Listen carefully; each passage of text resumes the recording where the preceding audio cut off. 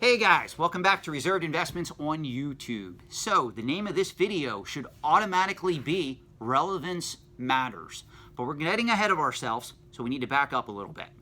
So what I'm going to talk about in this particular video is what are my thoughts on investing in original vintage Magic the Gathering artwork. Now, those of you that watch this channel for any length of time, you know that there's three markets out there that I consider to be the most speculative markets at present time in the antiques and collectibles trade. They are the market for graded and vintage video games, Pokemon, and Magic the Gathering. Those three markets are extremely speculative.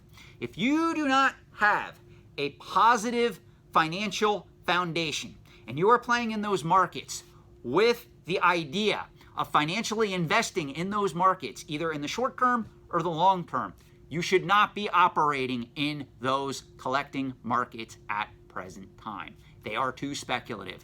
Case in point, if you would have put your money into reserve list Magic the Gathering cards between the years 2015 all the way up through 2018, and you would go to the market and try to sell those cards today, on average you would be down anywhere from 20 to 70%.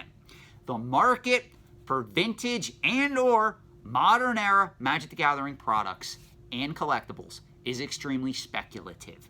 It's not stable at all. Neither is the market for graded video games, neither is the market for Pokemon products at present time. All of those markets are operating under the guise of a speculative bubble that is contrasting and or expanding. In the subject matter context of reserve list Magic the Gathering cards, it is obviously contrasting at present time. In the context of booster boxes for Pokemon like Skyridge, Neo Destiny, the market is expanding. So you have to put all this in perspective. Now, one good thing, if you are choosing to invest or collect in vintage original Magic the Gathering artwork, you are in a league of your own, assuming you understand the market overall, which I'm going to get to in this particular video. Now, what do I mean? Well, the market for vintage, authentic Magic the Gathering original artwork is pretty much in the top 1 to 3% of the Magic the Gathering collecting market as a whole. That market is fairly, dare I say it, stable in a sense that because it's not prone to being swayed the way that mass-produced collectibles are, it has a sense of stability built into it. Now, before I even go off any further on that tangent, you have to understand one point though. Appraising one-of-a-kind items, whether we're talking about coins, art, traditional antiques, whatever it is a bitch. Antique consultants, antique appraisers like myself hate trying to appraise one-of-a-kind items. If you don't believe me, I use this as a case in point when I talked about the Nintendo PlayStation auction that's coming up for bid soon through Heritage Auctions. That whole video I did on that topic is pretty much a warning to the people that are looking to bid on that item, because assessing a valid price point for that item is near impossible, because it is a one-of-a-kind collectible that has never come up to bid before. So the value can be anywhere from $50,000 all the way up to $1 million. Nobody knows. As a matter of fact, there's a lot of discussion in the trade right now as to what that item is going to end up at. And there's a lot of caution being portrayed because I hope, and a lot of other people hope, that that market isn't manipulated like what's been happening with graded video games and other collectibles in that same genre. Now, what does this have to do with Magic the Gathering artwork? Well, if you're going to get involved in this market, first of all, you got to have a lot of money to invest. When I talk about vintage, original, authentic Magic the Gathering artwork, I'm talking about the stuff that was not digitally produced. I'm talking about the stuff that was made literally in the mid-1990s, early 1990s, of which there's most, at best, 1 or 2 pieces of art in existence for each of the corresponding cards that this art was produced for. So for instance, if you search through Heritage Auctions, they have already sold original pieces of Magic the Gathering artwork that have gone for $60,000, $70,000, $80,000. And even today, the market is pretty hot. There's a lot of people out there that will pay a premium to get these one-of-a-kind items because just for the reason that they're very rare, they're very scarce. In fact, if you came to me and you said, you know, Sean, what's your take? I want to either go after a alpha graded Black Lotus card or I want to go after an original Magic the Gathering piece of artwork. I would honestly tell you, overall, you're better off going after the piece of art as long as it's authenticated, it is original, and it is based on a popular property or card in the Magic the Gathering universe. Reason for that is there's multiple graded alpha Black Lotuses out there. But in the case of a lot of these pieces of art, there is literally only one known painting in existence for some of these items. Another thing that you have going for you is, again, it's in the top 1 to 3% of the market.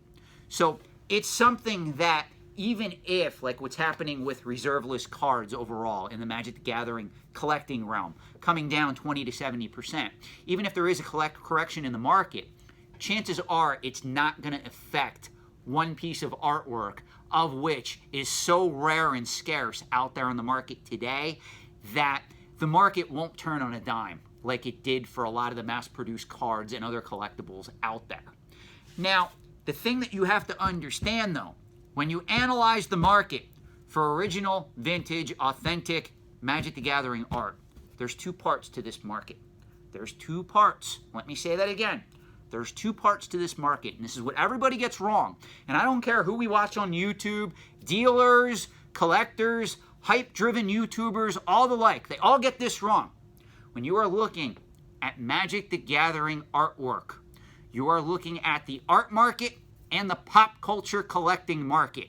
Two markets, not one. You cannot analyze the market for Magic the Gathering authentic, original, vintage artwork just by stating this is a piece of art. It belongs in the art collecting realm only. Reason being, there is cultural and pop culture based significance onto what that piece of art represents. That piece of art represents Magic the Gathering. Therefore, the value and significance of that piece is directly linked to the popularity and culture of Magic the Gathering. Let me use this as an example. If you were in the antiques and collectibles trade in the 1970s and the 1980s, Buck Rogers was a strong science fiction property. The TV show premiered in the 1970s, early 1980s, that starred Dirk Benedict, and Buck Rogers was seen as a collecting category that was gaining steam and or coming to term. Well, today, in the year 2020, Buck Rogers isn't relevant anymore. So if you happen to have a piece of original art or a collectible that's one of a kind based on Buck Rogers, well, in 1970s or the 1980s, you could have got a premium for that particular item. Well, today, in the year 2020, it doesn't matter if you're arguing that that item is a piece of quote-unquote rare art or if that item is one of a kind. Buck Rogers in the year 2020 doesn't have the relevance it had in the 1970s and the 1980s. Everything is relative. This is why I spend a lot of time cautioning my viewers from going into the vintage video game marketplace and buying third and fourth tier Nintendo games graded by Wada Games that are now selling for a premium. Nobody is going to care about Barbie or a lot of these second tier titles like Pictionary or Jeopardy or Wheel of Fortune, even if they are graded by Wada Games in 9.2, 9.4, 9.6 condition. The market is overhyped at present time. You would be far better off, I hate to admit this, you'd be far better off going into the market and paying a premium for a factory sealed graded copy of The Legend of Zelda at present time from 1987 than you would be buying a lot of these fourth tier titles that are selling for a premium just because graded video games are the newest big thing. The same thing is true when you look at other collecting categories. Magic the Gathering is not only art when you look at original authentic artwork that's selling for a premium in that respective market. You have to also understand there is pop culture relevance to that item. So what I will say to you, if you are buying Magic the Gathering artwork for the long term, you have to believe in the game and the collectability of Magic the Gathering overall. Because if in another 50 years, Magic the Gathering is no longer pop culturally relevant, the value of that artwork is going to fall in tandem with the collectability of the game overall. And if you don't understand that concept, you should not be investing in the high-end Magic the Gathering market or the original art market at present time. Now, I'll answer this one question because I know I'm going to get asked it before I end this video. Do I think the relevance of Magic the Gathering as a pop culture icon, as it is known today, is going to die out over the next 10, 20, 30 years? I do not at present time. At present time, there is nothing to lead me to believe that Magic the Gathering isn't going to be collected and or pursued 10 to 20 years from now. However, I will state this. The game will most likely change. If Wizards of the Coast had their way, they would stop producing the physical product. Why do you think they're spending so much on Magic the Gathering Arena, and before that they were spending a lot of money on Magic the Gathering Online? Because it's easier and cheaper for them as a manufacturer to produce the digital form of that particular game. So be very careful how you analyze these markets. Again, most important piece out of this video, if you are buying or wanting to invest in Magic the Gathering authentic vintage artwork for the short term or the long term, you have to understand there's two parts, two equations to that market. One is the art market as a whole, which is very sophisticated and can easily be manipulated. And number two, the relevance of the pop culture property as to which that art is based on.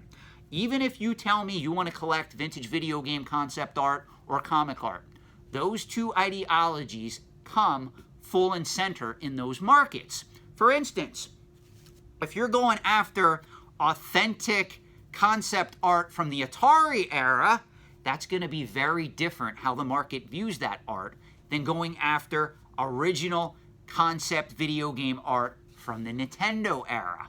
Just like if you get to comic art, certain comic art sells for a much better premium than other comic art. You don't believe me? Look up the price difference between horror comic art and superhero comic art. So pop culture relevance matters in these types of crossover markets. There is a dual effect. There is a dual investment risk and reward for investing in these items. I hope that opens your mind a little bit. Thank you for watching this video. I wish you all a great night. And again, please consider subscribing if this content is of use for you. If it is not, let me know in the comment section.